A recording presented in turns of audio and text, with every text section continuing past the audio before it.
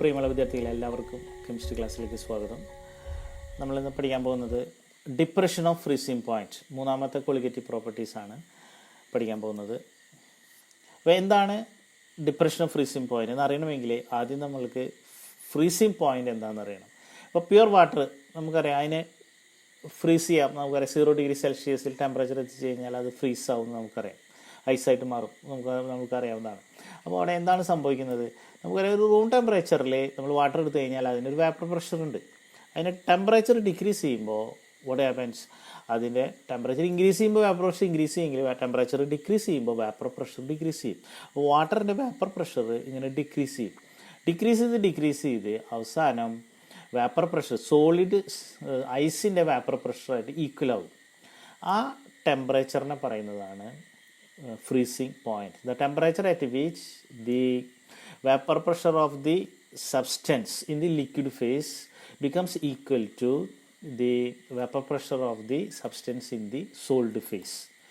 അതിനെ പറയുന്നതാണ് freezing point എന്ന് പറയും. Freezing point of substance is the temperature at which vapor pressure of the substance in the liquid phase is equal to vapor pressure of the solid phase. ഇനി solution ആക്കി കഴിഞ്ഞാൽ എന്തായിരിക്കും സംഭവിക്കുക എന്നുള്ളതാണ്.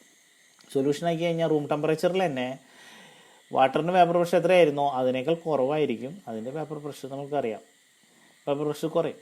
ഇനി അതിൻ്റെ ഫ്രീസിങ് പോയിന്റ് എന്ന് പറഞ്ഞാൽ എന്തായിരിക്കും?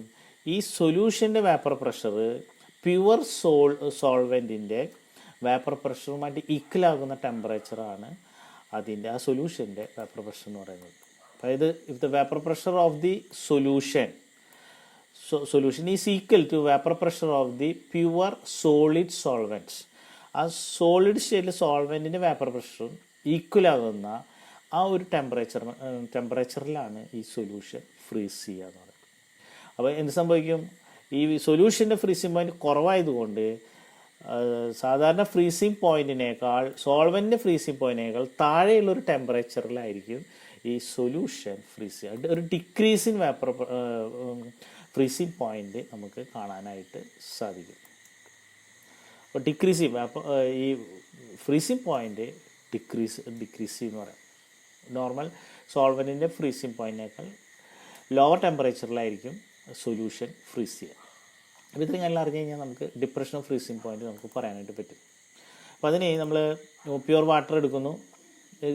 നമ്മൾ നേരത്തെ എലിവേഷൻ ബോയിലുമേൽ പറഞ്ഞ പോലെ ആ ഗ്രാഫ് സ്റ്റഡിയാണ്. വേപ്പർ പ്രഷർ ടെമ്പറേച്ചർ ഗ്രാഫ് നമ്മൾ സ്റ്റഡിയാണ്. എക്സ് ആക്സിസിൽ നമ്മൾ ടെമ്പറേച്ചർ എടുക്കുന്നു, വൈ ആക്സിസിൽ നമ്മൾ വേപ്പർ പ്രഷർ എടുക്കുന്നു. ഇപ്പോൾ ഒരു വാട്ടർ എടുത്തിട്ടുണ്ട്, അതിനൊരു പർട്ടിക്കുലർ വേപ്പർ പ്രഷർ ഉണ്ട്. റൂം ടെമ്പറേച്ചറിൽ 30 ഡിഗ്രി സെൽഷ്യസ് എന്ന് വിചാരിക്കുക, ഒരു വേപ്പർ പ്രഷർ ഉണ്ട്. ഇനി നമ്മൾ ചെയ്യാൻ പോകുന്നത് അതിൻ്റെ ടെമ്പറേച്ചർ ഇങ്ങനെ കുറയ്ക്കുന്നു.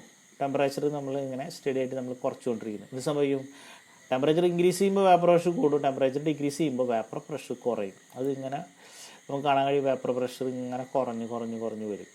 ഒരു പെർട്ടിക്കുലർ പോയിന്റ് എത്തിക്കഴിഞ്ഞാൽ എന്ത് സംഭവിക്കും? Vapour pressure of the substance in the liquid phase, ഇത് ലിക്വിഡ് ഫേസ് ആണ് കാണിക്കുന്നത്, liquid phase becomes equal to the vapour pressure of the substance in the solid phase. അപ്പോൾ ഈ പോയിന്റ് എത്തിയപ്പോൾ ഒരു ഇക്വിലിബ്രിയത്തിൽ എന്ന് പറയുന്നത്, സോൾഡ് ഫേസ് ലിക്വിഡ് ഫേസ് ഇക്വിലിബ്രിയത്തിൽ എന്ന് പറയുന്നത്, ആ പോയിന്റ് ആ ടെമ്പറേച്ചറിനെ പറയുന്നതാണ് freezing point of the solvent. അപ്പോൾ ഈ ടെമ്പറേച്ചർ നമുക്ക് T0F എന്ന് പറഞ്ഞിട്ട് റെപ്രസെൻറ്റ് ചെയ്യാം. T0F ഇത് സോൾവെൻറ്റിനെ റെപ്രസെൻറ്റ്. ഇനി വീണ്ടും നമ്മൾ, അപ്പോൾ ഇതാണ് freezing point of the solvent. ഇനി വീണ്ടും നമ്മൾ തണുപ്പിക്കുകയാണെങ്കിൽ കർവ് ഇങ്ങനെ സ്മൂത്ത് ആയിട്ടുള്ള ഒരു ബെൻഡ് വരും. കാരണം നമ്മൾ ഇനി സോളിഡായി വീണ്ടും തണുപ്പിച്ച് കഴിഞ്ഞാൽ ഐസായി കഴിഞ്ഞ് ഇനി വീണ്ടും തണുപ്പിക്കുകയാണെങ്കിൽ എന്ത് സംഭവിക്കും? ഐസിൻ്റെ വേപ്പറൈസ് കുറവായതുകൊണ്ട് ഗ്രാഫ് ഇങ്ങനെയായിരിക്കും, ഒരു ബെൻഡ് ഉണ്ടായിരിക്കും, സ്മൂത്ത് തന്നെ ആയിരിക്കും, പക്ഷെ വളരെ കുറവായിട്ട് കാണാൻ പറ്റും. അപ്പോൾ ഇതായിരിക്കും സോളിഡ് സോൾവെൻറ്റിൻ്റെ ഗ്രാഫ്. ഇനി നമ്മളിതിലേക്ക് ഒരു സൊല്യൂട്ട് ആഡ് ചെയ്യണം. എത്തിലീൻ ഗ്ലൈക്കോൾ നമ്മൾ ഇതിലേക്ക് ആഡ് ചെയ്തു, ഇതിലേക്ക് ആഡ് ചെയ്യുന്നു. അതേ ടെമ്പറേച്ചർ 30 ഡിഗ്രി സെൽഷ്യസിൽ നമ്മൾ അതിലേക്ക് എത്തിലീൻ ഗ്ലൈക്കോൾ ആഡ് ചെയ്തു കഴിഞ്ഞാൽ വേപ്പർ പ്രഷർ കുറവായിരിക്കും. നേരത്തെ ഉണ്ടായിരുന്ന അതേ ടെമ്പറേച്ചർ ഉണ്ടായിരുന്ന അത്രയും വേപ്പർ പ്രഷർ ഉണ്ടാവില്ല, കാരണം സൊല്യൂട്ട് ആഡ് ചെയ്തപ്പോൾ വേപ്പർ പ്രഷർ കുറഞ്ഞു. ഇനി നമ്മൾ ടെമ്പറേച്ചർ നേരത്തെ ചെയ്ത പോലെ തന്നെ എക്സ്പെരിമെൻറ്റ് വീണ്ടും നമ്മൾ കണ്ടിന്യൂ ചെയ്യുന്നു. ടെമ്പറേച്ചർ നമ്മൾ ഡിക്രീസ് ചെയ്യുന്നു. എന്ത് സംഭവിക്കും? വേപ്പർ പ്രഷർ ഇങ്ങനെ കുറഞ്ഞു വരും. ഒരു പെർട്ടിക്കുലർ ടെമ്പറേച്ചറിൽ vapour pressure of the solution becomes equal to the vapour pressure of the pure solid solvent. ഈ ടെമ്പറേച്ചർ എത്തിക്കഴിഞ്ഞാൽ അത് ഫ്രീസ് ചെയ്യില്ല. ഇവിടെ എത്തുമ്പോൾ ഈ ടെമ്പറേച്ചർ എത്തുമ്പോൾ മാത്രമാണ് അത് ഫ്രീസ് ചെയ്യുള്ളൂ.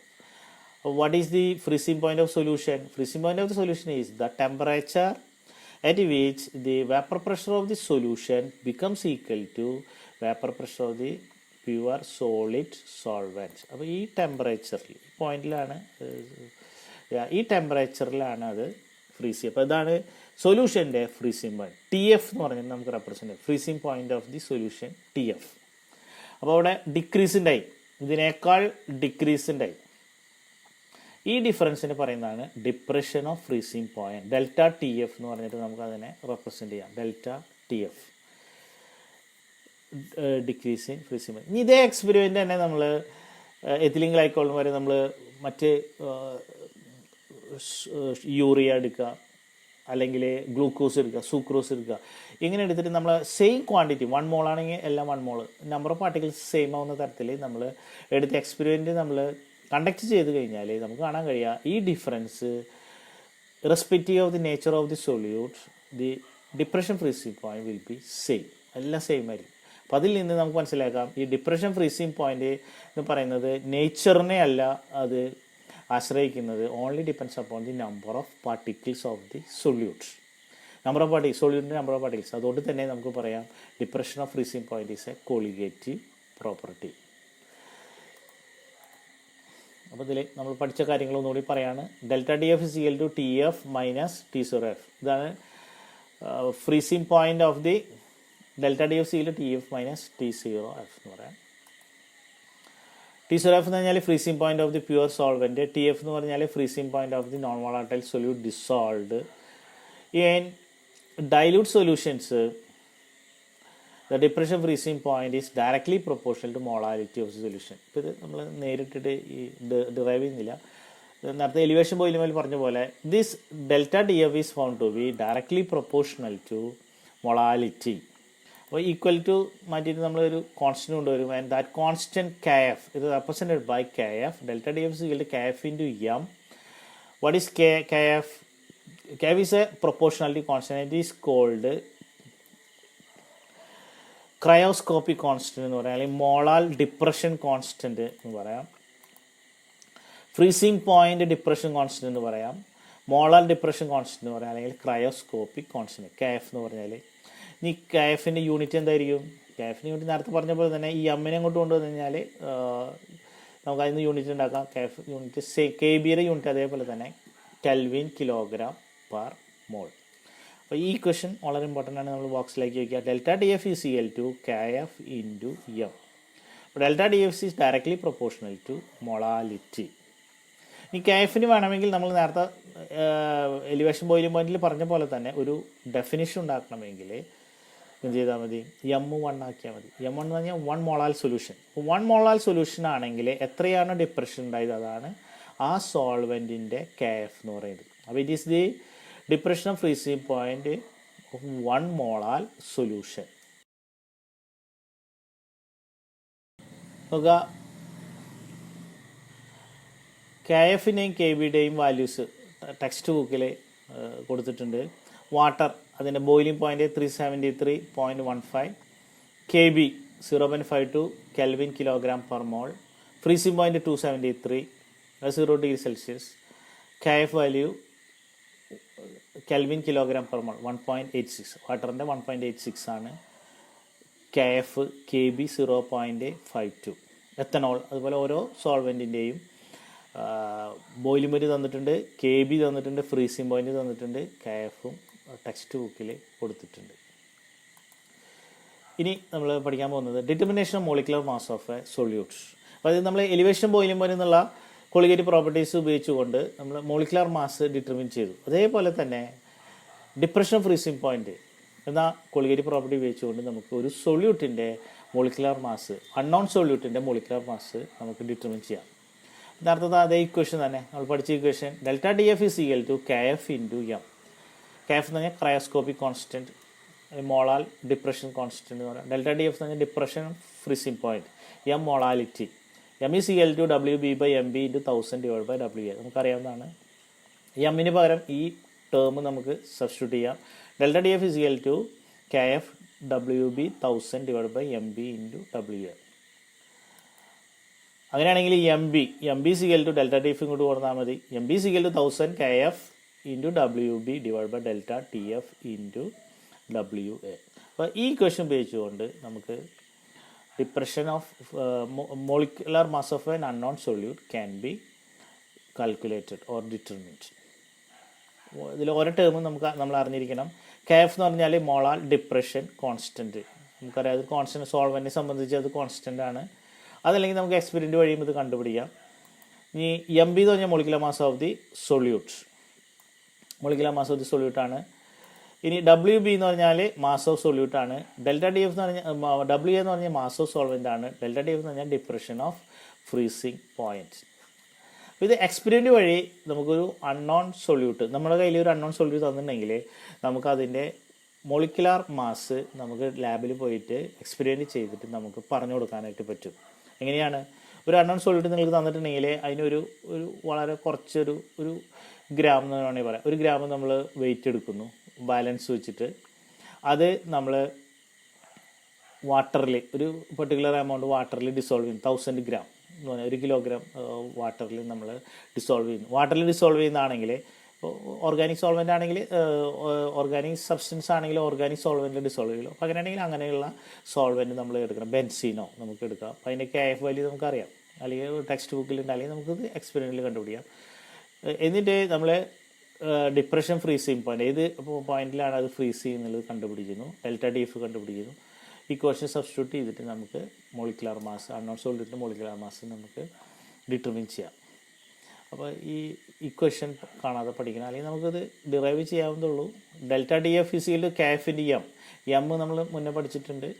സബ്സ്റ്റിറ്റ്യൂട്ട് ചെയ്തിട്ട് ഈ ഇക്വേഷൻ നമുക്ക് ഡിറൈവ് ചെയ്യാൻ കാണാതെ നമുക്ക് പഠിക്കാം. This formula is often used for calculation of molecular masses of non ionic salts. അപ്പോൾ ഇത് ഉപയോഗിച്ചിട്ട് പ്രോബ്ലംസ് വരാം. ഒരു പ്രോബ്ലം നിങ്ങൾ ചെയ്ത് നോക്കുക. Calculate the mass of ascorbic acid vitamin C ആണ്, C6H8O6 to be dissolved in 75 gram of acetic acid to lower its melting point by 1.5 degrees Celsius. KF is equal to 3.9 K Kelvin kilogram per mole. അപ്പോൾ ഇതിൽ vitamin C6H8O6, അപ്പോൾ ഇതിന് molecular mass നമുക്കറിയാം. Ascorbic acid molecular mass നമുക്കറിഞ്ഞു. അതുപോലെ 75 gram acetic acid സോൾവെൻറ്റിൻ്റെ mass നമുക്കറിയാം. അതുപോലെ depression freezing point delta TF നമുക്ക് അറിയാം. അത് KF നമുക്കറിയാം. അപ്പോൾ ഇതിൽ നിന്ന് നമുക്കറിയേണ്ടത് TF ആണ് നമ്മൾ കണ്ടുപിടിക്കേണ്ടത്. നിങ്ങൾ ട്രൈ ചെയ്ത് നോക്കുക. ആദ്യം തിയറി നന്നായിട്ട് പഠിക്കുക, എന്നിട്ട് ഈ പ്രോബ്ലം ചെയ്തിട്ട് ആൻസർ കിട്ടിക്കഴിഞ്ഞാൽ നിങ്ങളത് ഫോട്ടോ എടുത്തിട്ട് എനിക്ക് അയയ്ക്കുക. ഇതിലാണ് ഈ പ്രോബ്ലത്തിൽ വരുന്നത്. പ്രോബ്ലം കിട്ടാവുന്ന പ്രോബ്ലങ്ങളൊക്കെ നമ്മൾ ചെയ്ത് നോക്കണം, എന്നാലാണ് തിയറി നമുക്ക് ക്ലിയർ ആയിട്ട് മനസ്സിലാവുക. ഇനി ഇതിൻ്റെ അപ്ലിക്കേഷനാണ്. Application of depression of freezing points, അല്ലെങ്കിൽ ഫ്രീസിങ് പോയിൻറ്റിൻ്റെ ഒരു അപ്ലിക്കേഷനായിട്ട്, ഡിപ്രഷൻ ഫ്രീസിങ് പോയിൻ്റ് ഒരു അപ്ലിക്കേഷനായിട്ട് നമുക്ക് പറയാം. ഇത് നിങ്ങൾക്ക് മനസ്സിലായി കണ്ട കാറിൻ്റെ റേഡിയേറ്ററാണ്. റേഡിയേറ്ററിൽ കൂളൻ്റ് ഉപയോഗിക്കുന്ന നമുക്കറിയാം, അല്ലെങ്കിൽ ആൻറ്റി ഫ്രീസ് സൊല്യൂഷൻസ് ഉപയോഗിക്കുന്ന അറിയാം.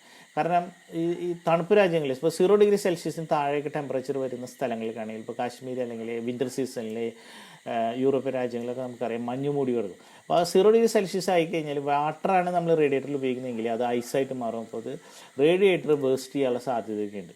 അപ്പോൾ ഐസാവാൻ പാടില്ല. എന്ത് ചെയ്താൽ മതി? അതിലേക്ക് സൊല്യൂട്ട് ആഡ് ചെയ്യുക. അപ്പോൾ അതിനുവേണ്ടി സാധാരണ യൂസ് ചെയ്യുന്നത് എത്തിലീൻ ഗ്ലൈക്കോളാണ് ആഡ് ചെയ്യുക. അപ്പോൾ എത്തിലീൻ ഗ്ലൈക്കോൾ ആഡ് ചെയ്ത് കഴിഞ്ഞാൽ ഇതിൻ്റെ ഫ്രീസിങ് പോയിൻ്റ് ഏകദേശം -20 ഡിഗ്രിയോ അതിനൊക്കെ താഴേക്കോ, -20 ഡിഗ്രി റൂം ടെമ്പറേച്ചർ, അവിടുത്തെ ടെമ്പറേച്ചർ -20 ഡിഗ്രി എത്തിയാൽ മാത്രമാണ് ഈ സൊല്യൂഷൻ ഫ്രീസ് ചെയ്യുള്ളൂ. അപ്പോൾ അതിനുവേണ്ടി ആൻറ്റി ഫ്രീസ് സൊല്യൂഷൻസ് ആയിട്ട് എത്തിലീൻ ഗ്ലൈക്കോൾ വാട്ടർ സൊല്യൂഷൻ സാധാരണ ഉപയോഗിക്കുന്നു. അപ്പോൾ അതൊരു അപ്ലിക്കേഷൻ. വാട്ടറാണ് ഉപയോഗിച്ചതെങ്കിൽ 0 ഡിഗ്രി സെൽഷ്യസ് തന്നെ ഇത് ഐസായിട്ട് മാറും. അപ്പോൾ അതിന് വോളിയം എക്സ്പാൻഡ് ചെയ്യുന്നതുകൊണ്ട് അത് ഈ റേഡിയേറ്ററിന് കേട് വരാനുള്ള സാധ്യതയുണ്ട്. മറ്റൊന്ന്, വിൻ്റർ സീസണിൽ നമുക്കറിയാം യൂറോപ്യൻ രാജ്യങ്ങളിലൊക്കെ മഞ്ഞുമൂടി കിടന്നു കഴിഞ്ഞാൽ, റോഡ് മഞ്ഞുമൂടി കിടന്നു കഴിഞ്ഞാൽ ഗതാഗതം സാധ്യമല്ലാതെ വരും. അപ്പോൾ അതിനെ ഉരുക്കാൻ വേണ്ടിയിട്ട് അതിൽ ഉപ്പ് ആഡ് ചെയ്യുക, സോഡിയം ക്ലോറൈഡ് ആഡ് ചെയ്യും, അല്ലെങ്കിൽ കാൽസ്യം ക്ലോറൈഡൊക്കെ ആഡ് ചെയ്യും. അപ്പോൾ സോഡിയം ക്ലോറൈഡ് ആഡ് ചെയ്ത് കഴിഞ്ഞാൽ ചീപ്പായിട്ടുള്ളതാണ് sodium chloride. -21°C temperature decrease ചെയ്യും. അപ്പോൾ അതുകൊണ്ട് തന്നെ അത് സോൾഡിഫൈ ഇല്ലാതെ ഉരുക്കിയിട്ട് നമുക്ക് ഐസിനെ ഉരുക്കി മാറ്റാനായിട്ട് ഉപ്പ് ചേർത്താൽ മതി, അല്ലെങ്കിൽ കാൽസ്യം ക്ലോറൈഡ് ചേർത്ത്. കാൽസ്യം ക്ലോറൈഡ് ചേർക്കുമ്പോൾ -55°C വരെ ടെമ്പറേച്ചർ ഡിക്രീസ് ചെയ്യും. ഇതാണ് ഇതിൻ്റെ അപ്ലിക്കേഷൻസ്. അപ്പോൾ ഇത്രയും കാര്യങ്ങളാണ് നമ്മൾ ഇന്ന് ഡിസ്കസ് ചെയ്യുന്നത്. നന്നായിട്ട് ഈ ക്ലാസ് നന്നായിട്ട് വീണ്ടും വീണ്ടും ആവർത്തിച്ച് കാണുക, ഇക്വേഷൻസ് ഡിറൈവ് ചെയ്യുക, പ്രോബ്ലം ചെയ്ത് നോക്കുക. Okay, thank you.